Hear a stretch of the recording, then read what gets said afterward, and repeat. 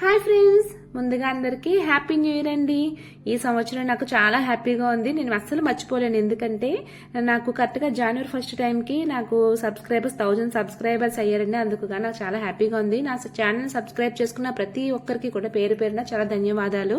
మీకు నేను ఎప్పుడూ రుణపడి ఉంటాను. మీరు నాకు ఇలాగే సపోర్ట్ చేసినందుకు చాలా చాలా థ్యాంక్స్ అండి. మీ సపోర్ట్ నాకు ఎప్పుడూ ఉండాలని కోరుకుంటున్నాను మనస్ఫూర్తిగా.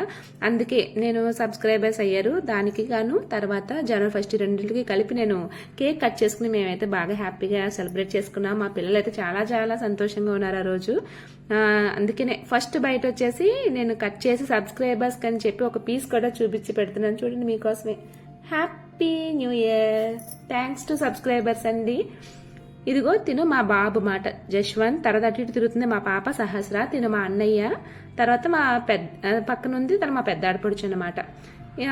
కేక్ కట్ చేసుకోక ముందే మేము బ్యూటీ పార్లర్కి వెళ్ళిపోయాం. ఈ బ్యూటీ పార్లర్ వచ్చి మా చిన్న ఆడపడుచు వాళ్ళది మాట.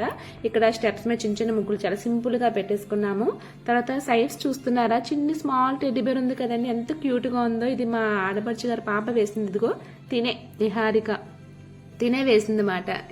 ఈ పార్లర్ పేరు కూడా నిహా బ్యూటీ పార్లర్. వాళ్ళ పాప పేరు, మా ఆడపడుచు వాళ్ళ పాప పేరు పెట్టుకుంది.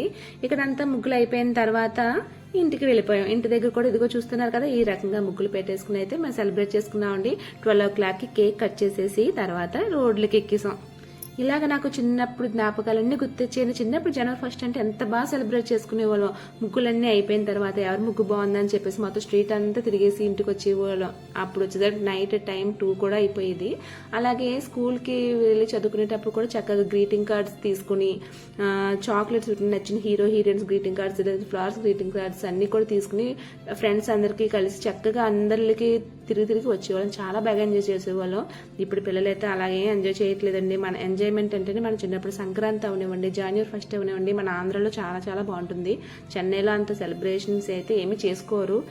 నేనైతే ఫస్ట్ టైం మాట కాకినాడలో చేసుకోవడం మా అత్తగారి ఇంట్లో, అంటే మా ఆడపడుచు గారి ఇంట్లో చేస్తున్నాను.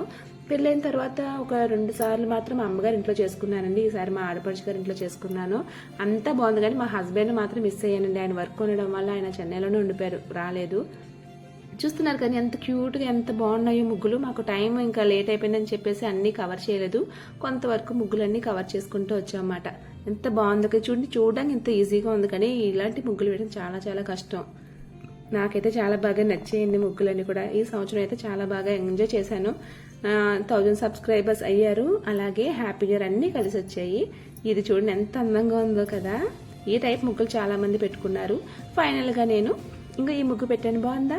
బాగుంటే లైక్ చేయండి. ఫైనల్ గా అందరికీ నా తరపున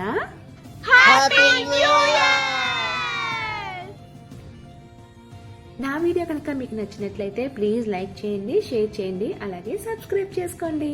థ్యాంక్ యూ ఫర్ వాచింగ్. మరిన్ని మంచి వీడియోస్ కోసం నా ఛానల్ని ఫాలో అవ్వండి. బాయ్.